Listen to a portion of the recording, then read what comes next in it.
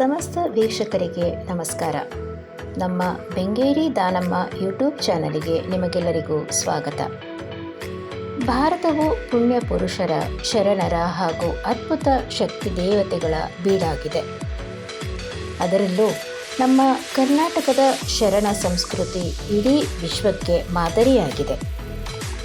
ಅನ್ಯಾಯ, ಅಧರ್ಮ ತಲೆದೋರಿದಾಗ ಲೋಕದ ಕಲ್ಯಾಣಕ್ಕಾಗಿ ಮಹಾನ್ ಚೇತನಗಳು ಧರೆಗೆ ಅವತರಿಸುತ್ತಾರೆ.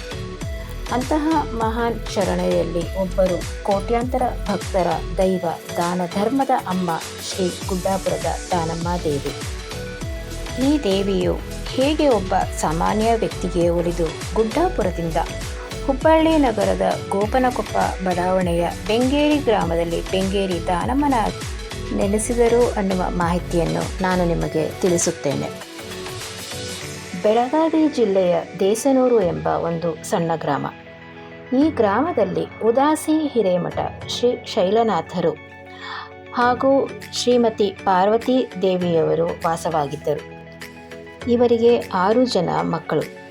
ಇವರ 6ನೆಯ ಪುತ್ರ ಶ್ರೀ ಉದಾಸಿ ಹಿರೇಮಠ ಜಗದೀಶ ಗುರುಗಳು.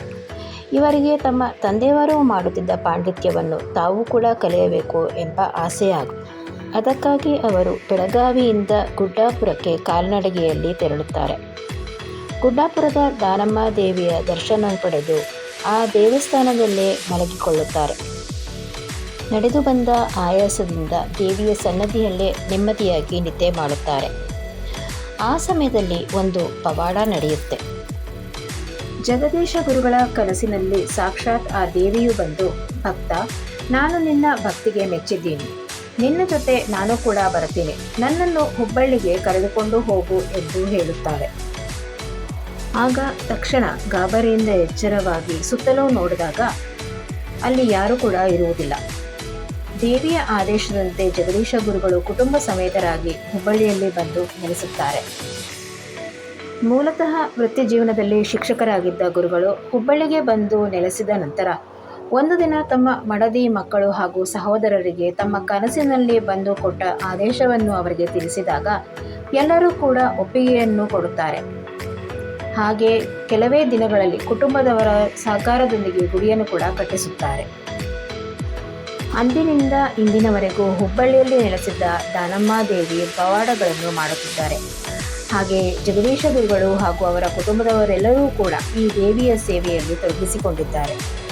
ಒಮ್ಮೆ ಈ ದೇವಿಯನ್ನು ಶ್ರದ್ಧೆ ಭಕ್ತಿಯಿಂದ ನಂಬಿ ಆ ದೇವಿಗೆ ಸೇವೆಯನ್ನು ಮಾಡಲು ಶುರು ಮಾಡಿದರೆ ಈ ದೇವಿಯು ತನ್ನ ಭಕ್ತರನ್ನು ಎಂದಿಗೂ ಕೂಡ ಕೈಬಿಡದೆ ಕಾಪಾಡುತ್ತಾಳೆ. ದೇವಿಯನ್ನು ನಂಬಿ ಒಳಿತುಕೊಂಡವರು ಸನ್ನಿಧಿಯಲ್ಲಿ ದೇವಿಗೆ ಪೂಜೆ ಮಾಡಿಸಿ ಅನ್ನದಾಸೋಹ ಸೇವೆಯನ್ನು ಮಾಡುತ್ತಾರೆ. ಹಾಗೆ ಪ್ರತಿ ಹುಣ್ಣಿಮೆ ಅಮಾವಾಸ್ಯೆಯಲ್ಲಿ ಕೂಡ ದೇವಿಗೆ ವಿಶೇಷ ಪೂಜೆಯನ್ನು ಮಾಡುತ್ತಾರೆ. ಮಕ್ಕಳಿಗೆ ಹಾಗೂ ದೊಡ್ಡವರಿಗೆ ಮಾಟ ಮಂತ್ರ, ಮುಟ್ಟು ದೋಷ ಪರಿಹಾರವನ್ನು ಕೂಡ ಮಾಡುತ್ತಾರೆ. ಹಾಗೆಯೇ ಮಕ್ಕಳಿಗೆ ಮುಟ್ಟು ದೋಷವೇನಾದರೂ ಆಗಿದ್ದರೆ ಅದನ್ನು ಕೂಡ ಗುರುಗಳು ನಿವಾರಣೆಯನ್ನು ಮಾಡಿ ಮಕ್ಕಳಿಗೆ ತಾಯತವನ್ನು ಕೂಡ ಕಟ್ಟುತ್ತಾರೆ. ನೋಡಿದ್ರಲ್ವಾ ವೀಕ್ಷಕರೇ, ನೀವು ಕೂಡ ಒಮ್ಮೆಯಾದರೂ ಈ ದೇವಿಯ ಸನ್ನಿಧಿಗೆ ಭೇಟಿಯನ್ನು ನೀಡಿ ದೇವಿ ದರ್ಶನವನ್ನು ಪಡೆದುಕೊಳ್ಳಿ. ಆ ದೇವಿಯ ಕೃಪೆಗೆ ಪಾತ್ರರಾಗಿ.